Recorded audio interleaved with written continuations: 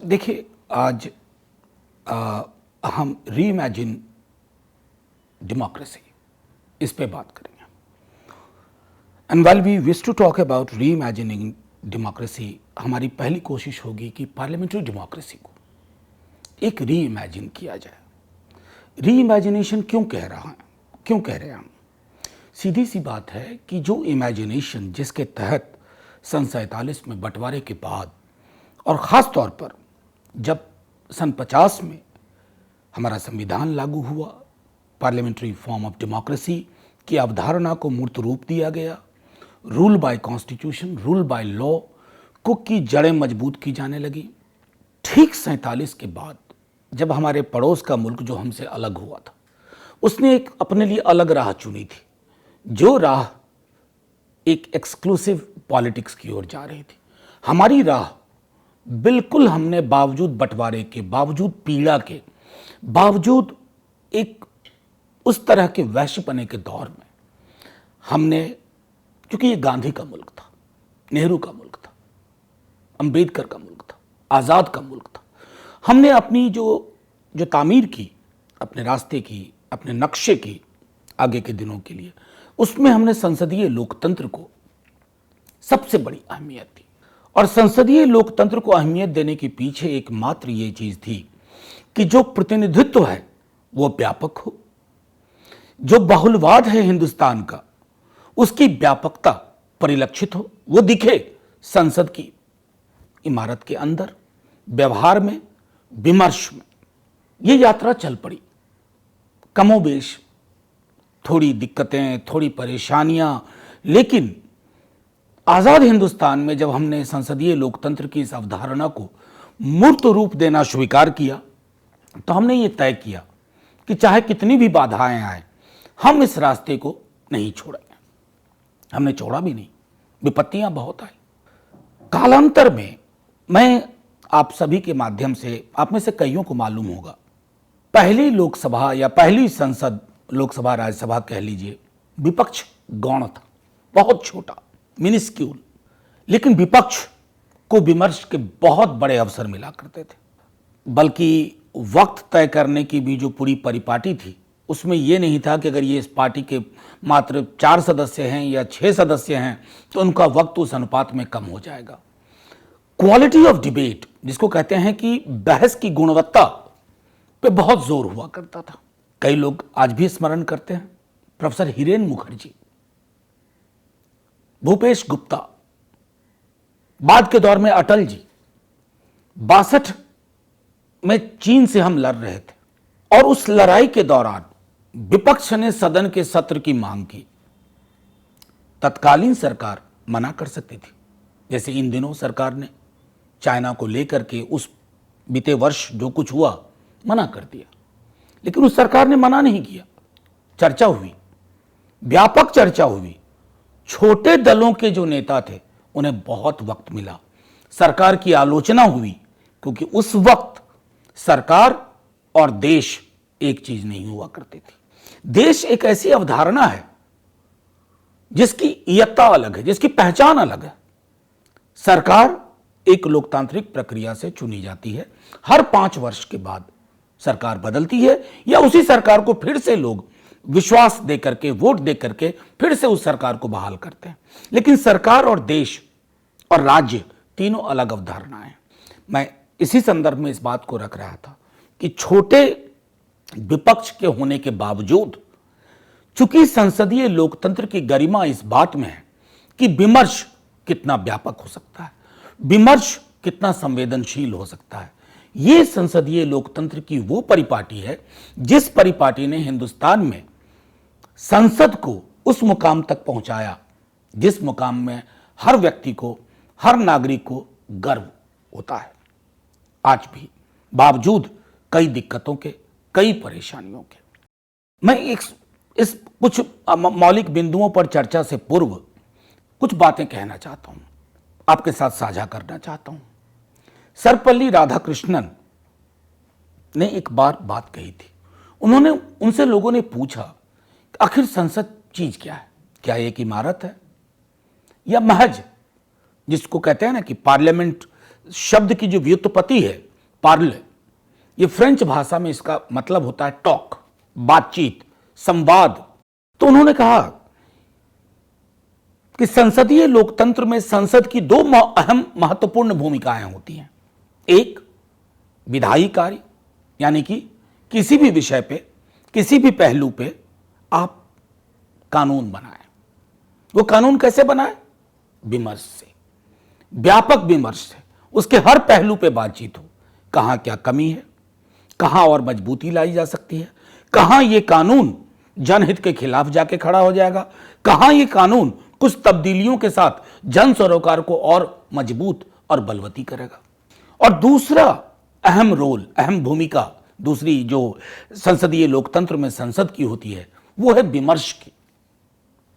विमर्श से तात्पर्य है, डेलिबरेशन से तात्पर्य है कि कोई भी ऐसी चीजें, कोई भी ऐसा पहलू, कोई भी ऐसा एक ऐसा बिंदु जिससे जन भावनाएं जुड़ी हुई हैं, लोग परेशानी में हैं, लोग चाहते हैं कि प्रतिनिधिक संस्था जो कि संसद है उस पर हमारे इन बिंदुओं पे चर्चा हो।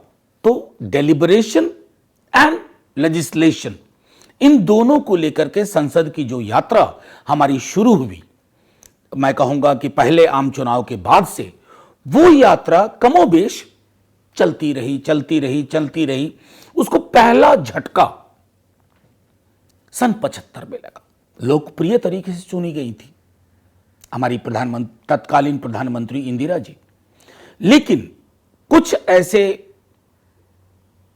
डेवलपमेंट हुए, कुछ ऐसी परिस्थितियां पैदा हुई कि उनके कुछ सलाहकारों ने उन्हें यह राय दी कि संसदीय लोकतंत्र की ये जो परिपाटी है, जहां आप पर भी सवाल हो सकते हैं, उसको थोड़ा कर्व किया जाए। तो कैसे हुआ? उसको करने के लिए देश में इमरजेंसी लाई गई, आंतरिक सुरक्षा का हवाला देते हुए। और इमरजेंसी आई तकरीबन 75 से लेकर के 76 के आखिर तक, 77 के शुरू तक रही। फिर आम चुनाव हुए और जनता ने संसदीय लोकतंत्र, लोकतांत्रिक परंपराओं पे हुए इस कुठाराघात का प्रतिकार मतदान करके लिया। सरकार बदल गई। तो बदली हुई सरकार को क्या विरासत मिली? उसको यह विरासत मिली कि संसदीय लोकतंत्र की जो स्थापित मान्यताएं हैं, जो परंपराएं हैं, जिसमें विधायी कार्य और विमर्श के लिए जगह होनी चाहिए, उस पर किसी भी प्रकार का हमला ना हो, उस पर किसी भी प्रकार की ऐसी कोशिश ना हो कि एक अंधेरा सा कायम हो जाए। बहरहाल फिर उसी लोकतांत्रिक तरीके के माध्यम से इंदिरा जी 80 में पुनर्वापसी करती हैं। जनता पार्टी का प्रयोग असफल हो जाता है, मध्य रास्ते मध्यावधि चुनाव होते हैं और इंदिरा जी की वापसी होती है, जैसा मैंने जिक्र किया। फिर उन्हें भी क्या संदेश गया कि आपके कार्य मनसा वाचा कर्मणा में, आपकी कार्यशैली में कहीं भी लोकतांत्रिक परंपराओं पर अगर कुठाराघात होगा तो जनता के पास वो कुंजी है जिससे वो आपको बदल के रख देगी। इतिहास की उस विरासत, उस संदर्भ से आइए समकालीन दौर की चुनौतियों, समकालीन दौर की बात करें। इमरजेंसी नहीं लगी हुई है, शायद जरूरत भी नहीं है, लेकिन हालात वैसे ही हैं। मैं क्यों कह रहा हूं कि हालात वैसे ही हैं? सन 52 में जब इस अवधारणा को मूर्त रूप दिया गया, जिसे हम संसदीय लोकतंत्र कहते हैं, आप खुद से आंकड़े देख लीजिए, संसद कितने दिनों तक चला करती थी एक साल में, तकरीबन 140, 50, 60 दिन तक। और आज कितने दिन तक चलती है? मैं दिन क्यों गिनवा रहा हूं? दिन इसलिए गिनवा रहा हूं कि उससे गंभीरता का पता चलता है कि अचानक से जिस संसदीय लोकतंत्र पर हमारे लोकतंत्र की इमारत खड़ी है, जहां वो बेजान सी इमारत नहीं है, वहां इबारत लिखी हुई है जो हमारे पुरखे लिख गए थे। आज क्या कोशिश हो रही है? कैसे सत्र चल रहे हैं? और सरकार के सारे फैसले एग्जीक्यूटिव डिसीजन से होते हैं, ऑर्डिनेंसेस से होते हैं। और जब सत्र बुलाया जाता है तो ऑर्डिनेंसेस पे मुहर लगाने की कोशिश होती है। कहां गया विमर्श? कहां गई विधायी कार्य में एक व्यापक दृष्टिकोण से स्टेक होल्डर्स को साथ में लेकर के चलना? आखिर ये क्यों हो रहा है? इसकी थोड़ी पड़ताल हम सब के लिए बेहद आवश्यक है। मैं 2-3 बिंदुओं पर इस बात को रखूंगा। पहला बिंदु हमारा है, लोकतंत्र में बहुमत बेहद आवश्यक है। बहुमत से सरकार बनती है, जनता बहुमत देती है, कभी किसी दल विशेष को, कभी किसी कई दलों के गठबंधन को, कोएलिशन जिसे हम कहते हैं। उस बहुमत से एक सरकार बनाई जाती है। मेजॉरिटी बहुत आवश्यक है सरकार बनाने के लिए, लेकिन वो लाइसेंस नहीं हुआ करती है मेजॉरिटेरियन राजनीति के लिए। वो आपको एक तरह से खुली छूट नहीं है कि आप परंपराओं, रवायतों और हमारी जो विरासत है उसको कुठाराघात करके आप माई वे और हाईवे, ये मेरी मर्जी है, मैं इसे कर बैठूंगा, चाहे उसके पीछे संविधान के मूल तत्व की भावना, मूल भावना उसके पक्ष में हो या ना हो। आप देख लें कई कानून जो पास हुए हैं, चाहे सीएए का कानून हो, चाहे हाल के दिनों में कृषि कानून हो, और चाहे मोनेटाइजेशन का पूरा ये जो एक फ्लड गेट सा खुला हुआ है। ये आखिर चीजें क्या है, कोई भी देख ले। आप संविधान के प्रस्तावना के आईने में आपको देखने की कोशिश करनी चाहिए कि कोई कानून कैसा है। ये जो आपकी कार्यशैली है उस प्रस्तावना के आईने में कैसे दिखेगी, क्या मतलब रह जाएगा उन खूबसूरत भावनाओं का, स्वतंत्रता, न्याय, सामाजिक न्याय, अभिव्यक्ति की आजादी, अगर इस प्रकार के कानून पास होंगे और वो भी बिना व्यापक विमर्श के। तो हाल की सरकारों को, और खास तौर पर बीते 7-8 वर्षों में हमने ये साफ तौर पर देखा है कि जो मेजॉरिटी मिलती है ना लोगों की, लोगों से जो बहुमत प्राप्त होता है, लोग उसे लाइसेंस समझ बैठते हैं। लोग समझते हैं कि हम जो चाहें कर बैठे। कई दफा कहते हैं कि हमें तो लोगों ने मत दिया है। लोगों ने मत आपको शिक्षा, स्वास्थ्य, रोजगार के लिए दिया था, समेकित विकास के लिए दिया था, सबको साथ लेके चलने की बात के लिए दिया था। यह नहीं दिया था कि किसी 2 समुदाय को, 3 समुदाय को, 4 समुदाय को आप इस आपकी तथाकथित विकास की दौड़ में आप पीछे छोड़ दें। इसी नजरिए से मैंने वो बात कही थी कि majority in a parliament is a must to form the government, but majoritarian ideas emanating out of that mandate is dangerous to democracy. यह हमारी संसदीय लोकतंत्र की भावनाओं के खिलाफ है। तो अब दूसरी जो महत्वपूर्ण चीज है जो हम सबको स्मरण रखनी चाहिए, जो मैंने पहले भी कहा कि संसदीय लोकतंत्र विमर्श से चलता है। यह नहीं कि यह सत्ता पक्ष है और वो विपक्ष, वो चुनाव में खत्म हो जाता है। चुनाव हुए, एक सत्ता पक्ष बना जिसने सरकार बनाई, मंत्री बने, प्रधानमंत्री बने, लेकिन दूसरी ओर एक विपक्ष होता है। जनता ने विपक्ष को भी संसद में भेजा है। क्यों भेजा है संसद में? ताकि सत्ता पक्ष की कार्यशैली को गौर से देखें, उनसे सवाल करें, अच्छा कर रहे हैं तो पक्ष में खड़े हों, और अगर ऐसी कोशिशें हो रही हैं जिससे कि जन सरोकार का अहित हो रहा है, ऐसी कोशिशें हो रही हैं जिससे नागरिक अधिकारों का हनन हो रहा है, ऐसी कोशिशें हो रही हैं जिससे बाजार के समक्ष राज्य की व्यवस्थाओं को पंगु बनाया जा रहा है, लहलुहान किया जा रहा है, तो विपक्ष का काम है आगाह करना, विपक्ष का काम है आलोचना करना, विपक्ष का काम है सलाह देना, विपक्ष का काम है कि किसी भी प्रकार से सरकार को यह संदेश देना चाहिए, क्योंकि चुनाव तो 5 वर्ष बाद होंगे। क्या चुनाव के बीच यह संवाद की परिपाटी खत्म हो जानी चाहिए? संसदीय लोकतंत्र की खूबी यही है, जो मैं दोबारा इस बात को कह रहा हूं, सबसे बड़ी खूबी है कि विमर्श लगातार चलने से सरकार को भी अद्यतन स्थिति की जानकारी मिलती है। सरकार को भी यह मुगालता नहीं रहता है कि हमको अब एक मेजॉरिटी मिली है और हमको अब किसी बात की कोई चिंता नहीं। तीसरी महत्वपूर्ण चीज है कि संसद में प्रतिनिधित्व का जो पूरा आइडिया है वो परिलक्षित होना चाहिए, वो टोकनिज्म का शिकार नहीं होना चाहिए। हमारे यहां रिप्रेजेंटेशन बीते कुछ वर्षों में टोकनिज्म का शिकार हो गया। टोकनिज्म की वजह से क्या होता है, आप गिनाते हो फलाना मंत्री फलाना समुदाय से, फलाना मंत्री फलाना समुदाय से, लेकिन क्यों? आखिर प्रतिनिधित्व अगर है तो वो जनमानस को संदेश अपने आप पहुंचेगा। दिक्कत यह है कि संदेश आपका इसलिए नहीं पहुंच रहा है क्योंकि वो उस संदेश में सच्चाई नहीं है, उसमें ईमानदारी नहीं है, उसमें बेबाक ईमानदारी नहीं है। तो एक तो दूसरी कोशिश प्रतिनिधित्व को उसकी व्यापकता में सरल सहज भाव से संसद के अंदर वो दिखे। चौथी महत्वपूर्ण चीज होगी बहुलवाद, जिसको हम कहते हैं डाइवर्सिटी। वो डाइवर्सिटी पार्लियामेंट्री डेमोक्रेसी में बेहद आवश्यक है।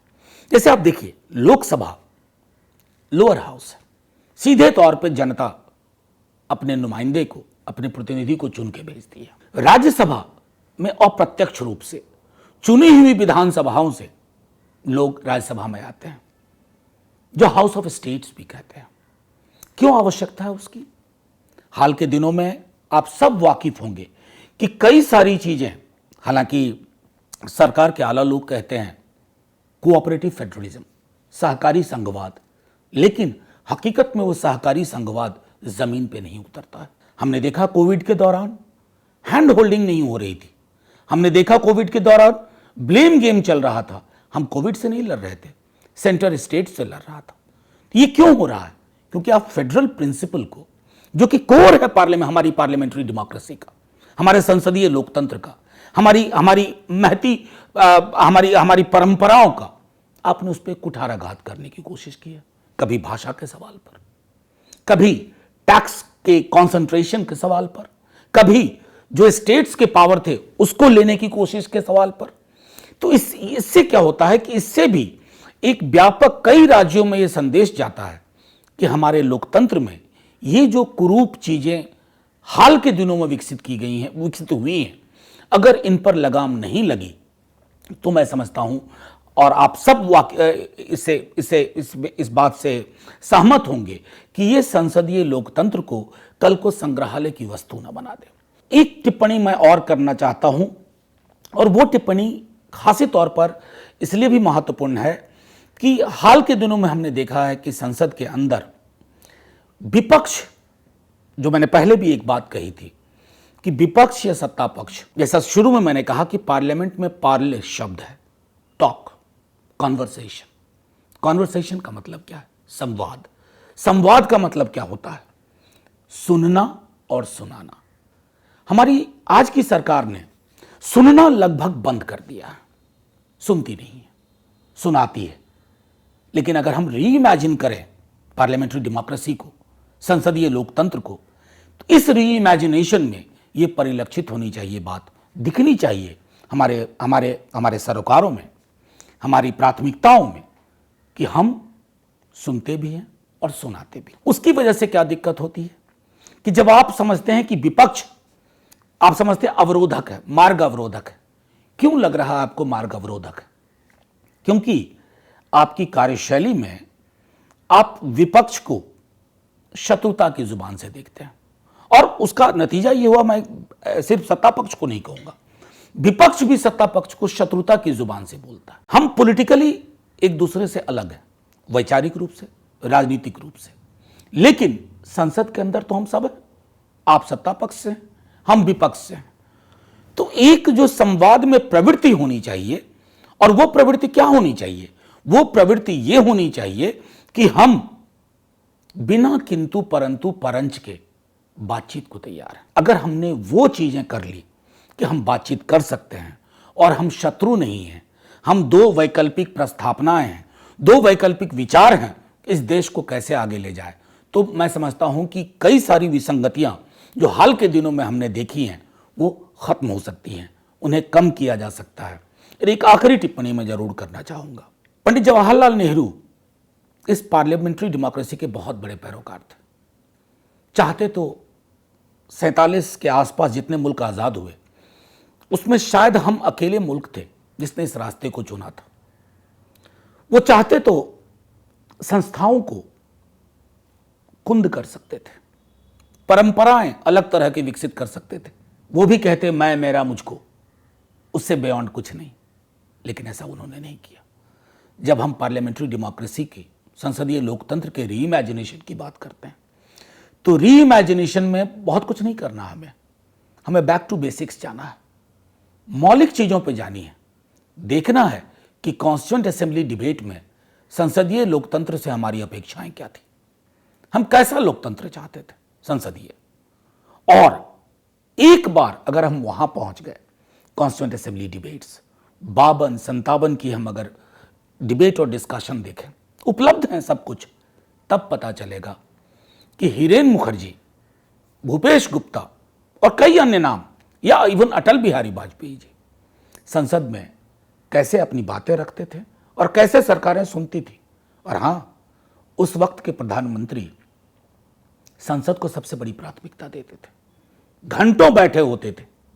हमें अगर संसदीय लोकतंत्र की उस खूबसूरत पहलू को पुनर्बहाल करना है तो ये सिर्फ राजनेताओं से नहीं होगा, ये आम छात्र, विद्यार्थी, मजदूर, किसान, उन्हें ये बात बार बार उठानी होगी, कहना होगा, हमें हमारी पुरानी वाली लोकतांत्रिक व्यवस्थाएं हाथ में दीजिए, हमें हमारी पुरानी संसदीय परंपराएं हमारे हाथ में दीजिए, जहां सत्ता पक्ष और विपक्ष एक दूसरे के शत्रु नहीं है, दो वैकल्पिक विचारधाराएं हैं, लेकिन दोनों का उद्देश्य एक है कि हिंदुस्तान में डेमोक्रेसी और उसकी जड़ों को कैसे मजबूत किया जाए।